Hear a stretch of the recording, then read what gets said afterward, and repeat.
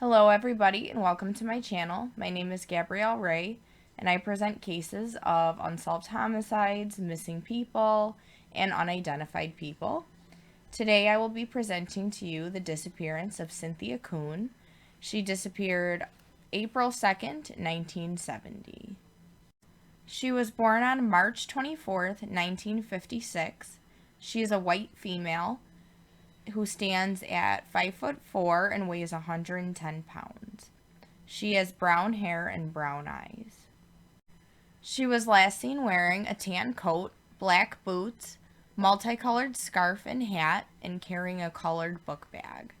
She had straight teeth with no fillings and had never received any dental care. She was 14 years old at the time of her disappearance.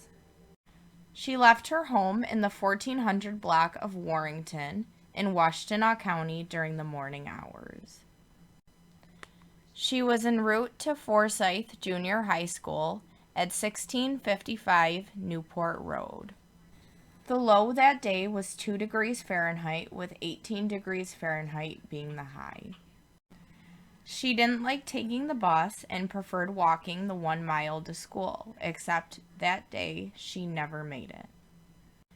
She had no prior history of running away and was a very good student. She was only carrying about $2 to $3 in cash on her. She was often called by her nickname Cindy. After her disappearance, her family members started receiving phone calls. The person who called claimed to be Cindy and said that she did not know her whereabouts, but later it was found that the calls were traced from Detroit.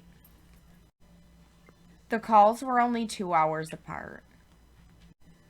It is unknown if she just simply did not know her whereabouts or if she was unwilling to tell her parents where she was.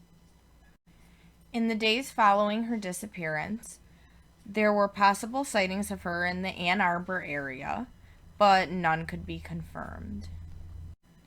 Her relatives began receiving extortion-type calls on May 5th, 1970, about 4 weeks after her disappearance. Unfortunately, all communication ceased after that. In 2018, authorities announced that Arthur Reem was a possible suspect in her case, as well as the cases of Kimberly King, Kim Larrow, Nadine Odell, and Kelly Brownlee. He was convicted of sexual assault in the 1970s and also the murder of Cindy Zarzicki in 1986 and is now serving life in prison. Cindy Zarzicki was only 13 and was dating Arthur's son at the time of her murder. Arthur left home at the age of 13 and left his home because he claimed his father was beating him. When he was convicted, he led authorities to her body, which was buried in a shallow grave 30 miles from Detroit. Articles of her clothing were also found at the gravesite. Arthur had lured Cindy by saying that he was throwing a surprise party for his son, Scott's birthday. But there was never a party, and it was all a plan to get her into his car. Authorities searched a 24-acre parcel south of 23 Mile Road, west of North Avenue.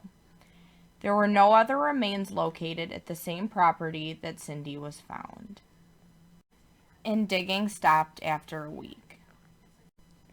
They also dug in a wooded area of Macomb Township. Arthur claims that Cindy Zarzicki ended up falling backwards down an elevator chute in a warehouse that they hung out in for Reem's business. Several women have claimed to have been sexually assaulted by him over the years, and if he had anything to do with it, Cynthia could have been one of his earliest victims. Investigators claim that it was too soon to tell if he was present in the Ann Arbor area when Cynthia was allegedly spotted. Reem failed a polygraph in relation to Cynthia's case and drew phony maps and sent cops on wild goose chases. While in prison, Reem allegedly told his cellmates that he was a serial killer of 4 to 6 victims. He admits that he had played mind games with investigators and decided not to hand in any maps because he might get into more trouble. But the police concluded that that may have been why he failed the polygraph. He said he was going to make investigators aimlessly search because he was mad at them. He stated that he wants an apology from the Warren Police Department, who pegged him as an alleged serial killer. Quote unquote, "I never had anything to do with them. There is absolutely no connection between me and them at all," he states. He also says that police should apologize to the taxpayers for the money spent on the searches and for the family of the missing girl, Cynthia. He says in quote, "The investigators owe them an apology," talking about the family of Cynthia, "for getting hopes up in her case, owe Cindy Zarzicki's family an apology for bringing back bad memories, and me an apology for getting me dragged into this." Police responded by saying, "We always use the word suspect, never used his name. We don't owe him an apology, but he owes them one," says Warren Police Officer Bill Dwyer. DNA is available in her case, but unfortunately, fingerprints and dentals are not. Someone claiming to be a neighbor on Web Sleuth said that she had to have left with somebody she knew. Her disappearance left people in the community wondering, was someone from the neighborhood responsible? Did someone ask her if she needed a ride? Another person claiming to be a neighbor of hers on Web Sleuth says that back then everyone acted like it was no big deal. Investigators also say that there is no connection between any of the victims and Cynthia herself. Cynthia would be 63 years old today. That is all the information that I have on the disappearance of Cynthia Coon. But why is there not actual more information on her disappearance? I understand that, yes, she just disappeared on her way to school and nobody knows what happened to her, but, what was the family's take on this? What was her friend's take on this? Did she talk to anybody in the days prior about running away or any future plans? What occurred in the days prior that could have possibly helped us out and cracked a clue in the case, something. Anything that could help us along in figuring out what happened to this poor girl. I also noticed there was really not much information on who she was as a person, which I really, really like to include so I can personalize them as best as I can, and also so people get a feel of who they really were. They aren't just faces in a crowd. They were people. They had lives. They had families. They had friends. They had goals, ambitions. They had favorite activities. They were people. They aren't just faces of the missing. They are people too. I also would like to know the nature of the calls that were made from allegedly Cynthia to the family, and I would like to know if anything more was said than that she just didn't know where she was. Any kind of background information to that would help and be very, very helpful to open this case and get it to where it needs to be, and they traced it to Detroit. Well, how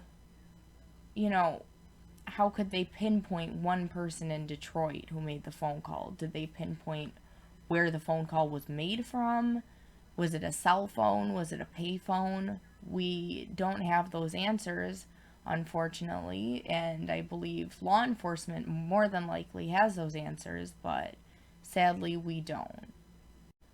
A couple conclusions that could be drawn from this case is that Arthur really did kill Cynthia or abduct her and harm her, And I am not sure if this is really what happened, but if the authorities are pointing to him as a suspect, they obviously know more than we do. So there could possibly be a connection between him and her somehow, some way. We just don't know. Another theory is that somebody had abducted her and it wasn't Arthur. It was a complete stranger, or even possibly somebody who knew her. Somebody who knew her could have, lured them over by saying, hey, I need help, or, something to that effect to get her to stray from her path to school and, put a damper on her plans to, help somebody out or give somebody assistance. I truly think that Arthur is just trying to gain notoriety by saying that he is a quote unquote serial killer and he killed 4 to 6 people. It could be true. It could be 100% true, but I believe that it's just notoriety and he's just trying to, look like the bigger man in this, but he doesn't look like a man at all. He killed a woman. And not even a woman, a 13-year-old girl. And so there is no way possible that I'm going to call him any kind of man. He is an animal. And another theory that could be plausible, but I don't really think is the most true, is that she could have run away from her life and just left everything behind, dropped everything, and just left. What more perfect excuses than I'm going to school and then never coming home. But also, that doesn't happen. You don't at least take some clothes with you or the important things that you need. She left everything behind except for her school books and the clothes on her back. Once again, Cynthia Coon was born on March 24th, 1956. She's a white female who stands at 5'4" and 110 pounds. She had brown hair and brown eyes and was last seen wearing a tan coat, black boots, multicolored scarf and hat, was carrying a book bag as well. She had straight teeth with no fillings and had never received any dental care. If you or anybody you know has any information on the case of Cynthia Coon, please call the Washtenaw County Sheriff's Department at 734-971-8400. The agency case number is 70-0627, and the NamUs case number is MP2501. Thank you guys all for watching, and be sure to keep your eye out for the missing. And please, please do not let their memory slip your mind, because they have families and they have friends and they have people that still care about them and are still searching, like me and like you. Thank you guys so much, and I hope you have a great night.